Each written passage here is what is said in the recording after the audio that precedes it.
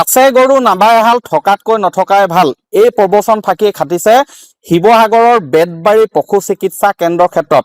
মই বৰ্তমান শুকান পুখুৰীত আছো বেতবাৰী মৌজা আৰু এই শুকান পুখুৰীতে আছে বেতবাৰী যি প্ৰাথমিক পশু চিকিৎসা কেন্দ্ৰ। কিন্তু অতি পৰিতাপৰ বিষয় যে এই বেতবাৰী মৌজাত অধিকাংশ আচলতে 90% লোকেই কৃষিজীৱী আৰু গৰু ম'হ ছাগলীয়ে প্ৰায়বিলাক পৰিয়ালে পোহে। কিন্তু এই পশু চিকিৎসা কেন্দ্ৰটোৰ পৰা কোনো ধৰণৰ তেওঁলোকে সহায় লাভ নকৰে বুলি গুৰুতৰ অভিযোগ উত্থাপন কৰি ক্ষোভ প্ৰকাশ কৰিছে এইসকল লোকে। মই ইয়াৰ মাত্ৰ কেইগৰাকীমান আজি এনেধৰণে আহি ক্ষোভ প্ৰকাশ কৰিছে। কিন্তু অধিকাংশ মৌজাটোৰ অধিকাংশ কৃষিজীৱী তথা পশুপালকেই সেই অভিযোগ উত্থাপন কৰি আহিছে যে এই প্ৰাথমিক পশু চিকিৎসা কেন্দ্ৰটোৰ পৰা যি ধৰণে সহায় সহযোগিতা পাব লাগে তেওঁলোকে সেই সহায় সহযোগিতা লাভ নকৰে, যি ধৰণে চিকিৎসাৰ বাবে প্ৰয়োজনীয় ঔষধ পাতি সেইবিলাকো লাভ নকৰে বুলি অভিযোগ উত্থাপন কৰিছে। মই প্ৰথমে আপোনাৰ ওচৰলৈ আহিছো, আপোনাৰ অভিযোগটো কি? মোৰ অভিযোগ মানে ৰাতিপুৱা এজন ল'ৰাই মোক টকা 200 বিচাৰিলে। মই ক'লো কিয় কাৰণ লাগে টকা 200? বোলে ছাগলী 3টা খাচী কৰিবলৈ আছে, বোলে তাত 50 টকাকৈ পইচা লয়। তেতিয়া মই ক'লো এইটোতো চৰকাৰী বস্তু, চৰকাৰী বস্তুটো পইচা দিব নালাগে। ইয়াত এতিয়া কি কি পায় নেপায় আপোনালোকে? কি কি বস্তু? ইয়াত আমি একো বস্তুৱে নাপাওঁ। যাত কঞ্চি কেতিয়াবা পালে পটাছ অকণমান পাওঁ আৰু তাৰ বাহিৰে একো নাপাওঁ। পেলুদৰৱ নিবলৈ 3-4 দিন আহিছে এই ল'ৰাজন, পোৱা নাই এতিয়ালৈকে। এই মানুহজনৰ গৰু এজনী হেৰি হৈ আছে, সেইটো কাৰণেও একো পোৱা নাই। ইয়াত তাৰমানে পাবলগীয়া একোৱেই নাই। দুজন আহে থাকিব লাগে, থাকে, আহে 11টা-12টাত, বন্ধ কৰে 12টা-1টাৰ ভিতৰত। এঘণ্টাই মানে থাকে ইয়াত। এই সমস্যাটো ইয়াত যে কোনো ধৰণৰ ঔষধ পাতি একোৱেই নাপায়, এইটো সমস্যা কেতিয়াৰ পৰা হৈ আছে? এইটো সমস্যা যেতিয়াৰ পৰা এইখন অৱস্থিত হ'ল তেতিয়া 2-3 বছৰমান থাকিলে, তাৰ পাছৰ পৰাই লাগি আছে। এইটো বহুত পুৰণি হয় এখন। নাহে বুলি কৈ থাকে তেখেতলোকে। মই আজি হেড অফ দ্য ডিপাৰ্টমেণ্টলৈ ফোন কৰিছিলোঁ, তেতিয়া তেখেতলোকেও ক'লে যে আজিকালি অলপ কমতি হৈছে, 2 মাহৰ মূৰে এমাহৰ মূৰে দিয়ে বুলি কৈছে। দিয়া বস্তুটো ক'লৈ যায়? হয়, এটা গুৰুতৰ অভিযোগ, মই সেইখিনি কম, কিন্তু আপোনাৰ ভাষ্য ল'ব বিচাৰিছো। মানে ইয়াত যি ধৰণৰ অত্যাৱশ্যকীয় সামগ্ৰী থাকিব লাগে, গৰু ছাগলীৰ কাৰণে যোনখিনি মেডিচাইন হওক বা মানুহৰ গৰু, আমাৰ এই অঞ্চলটো আচলতে বহুত ধৰণৰ আপোনাৰ পশু থকা হেৰি হয়, অঞ্চল হয়। ইয়াত মানুহৰ কোনোবাই গৰু আপোনাৰ সজাবলৈ আহিব লাগে, পইচা লয়, আৰু ছাগলী খাচী কৰিবলৈ হ'লে পইচা লয়।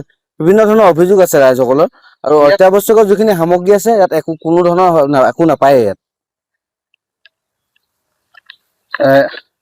কেনেকুৱা ধৰণৰ ইয়াত আপোনালোকে কি কি ইয়াত সুবিধাটো বিচাৰে আৰু কি কি পোৱা নাই? সুবিধাবিলাক চৰকাৰে যিটো দিয়ে, যেনেকে ইয়াৰ ওপৰৰ হস্পিটেলবিলাকত যিটো সুবিধা দিছে, সেই সুবিধাটো ইয়াতো থাকিব লাগে। আৰু 2-3 দিন অহাৰ পিছত মই এতিয়ালৈকে পেলুদৰৱ এটা পোৱা নাই গৰু বুলি খুৱাবলৈ। তো সেইটোৱে অভিযোগ আমাৰ ফালৰ পৰা। বহুত দিনৰ পৰা হৈ আছে। বহুত দিনৰ পৰা হৈ আছে এইটো। হয়, এই ধৰণৰ সমস্যা। কিন্তু মই এইক্ষেত্ৰে জনাব বিচাৰিছো যে যিবিলাক পোহনীয়া জীৱ জন্তুৰ পৰা উপাৰ্জন হয়, বিশেষকৈ গৰু ম'হ ছাগলী হাঁহ কুকুৰা, এই উপাৰ্জনমুখী পশুধনৰ কাৰণে প্ৰয়োজনীয় বহু ঔষধ পাতি বিনামূলীয়াকৈ দিবৰ বাবে কিন্তু অসম চৰকাৰে ব্যৱস্থা কৰি থৈছে আৰু আহে বুলি আমি জানো। কিন্তু সেই ঔষধ পাতিসমূহ ক'ত যায় বৰ্তমান প্ৰশ্ন উত্থাপন হৈছে। মই ইয়াত যিগৰাকী বৰ্তমান ফিল্ড এছিষ্টেণ্ট আছে, পশু চিকিৎসক আছে, তেওঁৰ পৰা জানিব বিচাৰিম। তেওঁক দাদা, এটা গুৰুতৰ অভিযোগ যে ইয়াত ঔষধ পাতি যিধৰণে পাব লাগে নাপায়। আমাৰ এইটো হ'ল ফাৰ্ষ্ট এড চেণ্টাৰ। ইয়াতে আমি হঠাতে ধৰি লওক কিবা এটা হ'লে ইয়াত প্ৰথম ইয়াত চাই মেলি আমি ধৰি লওক অন্যভাৱে ৰেফাৰ কৰি দিব পাৰোঁ। কিন্তু আমাৰ ইয়াত আমাৰ মাহেকত যিখিনি আমাক মাহেকতো নিদিয়ে, কেতিয়াবা 2 মাহৰ মূৰতে দিয়ে। আমাৰ তেখেত প্ৰভিড হয়, তেখেতে ক'ব, তেখেতে নিজেই যায় মেডিচিন আনিবৰ কাৰণে। মোনাৰ কাৰণে আমাক ধৰি লওক আপোনাক ভিটামিন অকণমান পেলু দৰৱ কেইটা মানে দিয়ে, সেইকেইটা আমি ধৰি লওক যিকেইজনী মানে পাব্লিক আহে, অনাৰ আহে, তেখেতলোকক আমি দিওঁ আৰু শেষ হৈ যায়। তাৰ দ্বিতীয়ত আপুনি নিজেই এইটো অঞ্চলৰ, মই জানো যে বেতবাৰী মৌজাৰ আপুনি বাসিন্দা। হয় হয়। এই মৌজাটোত কিন্তু যথেষ্ট গৰু ছাগলী পোহা লোক যথেষ্ট আছে। গৰু আছে আছে, তাকে আমিতো জানো আমি আছে। ইয়াত মোৰ 6খন গাঁও আছে।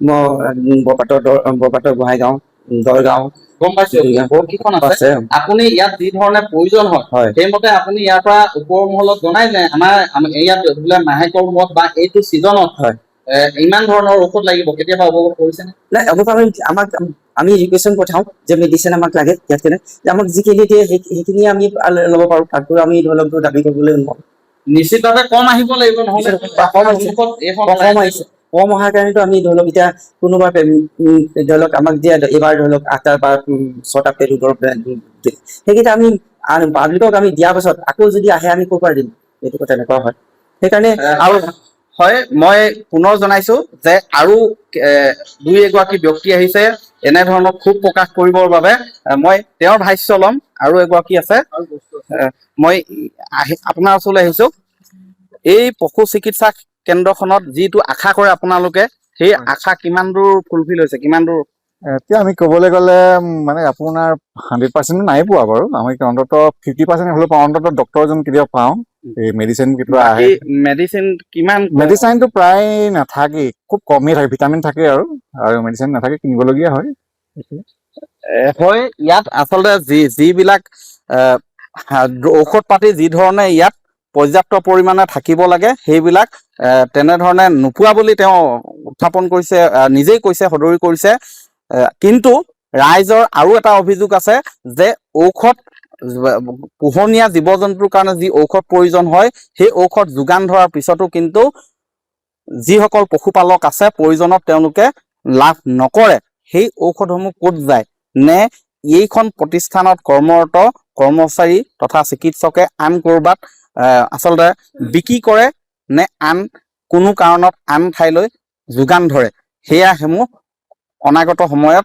তদন্ত কৰাটো বিচাৰিছে ইয়াৰ যিসকল পশুপালকসকলে আপুনি বিচৰা বাতৰি পাব কেৱল নিউজ 18 এপত নিউজ 18 এপ ডাউনলোড কৰিবলৈ স্কেন কৰক এই QR কোড গুগল প্লে ষ্টৰতো পাব এই নিউজ 18 এপ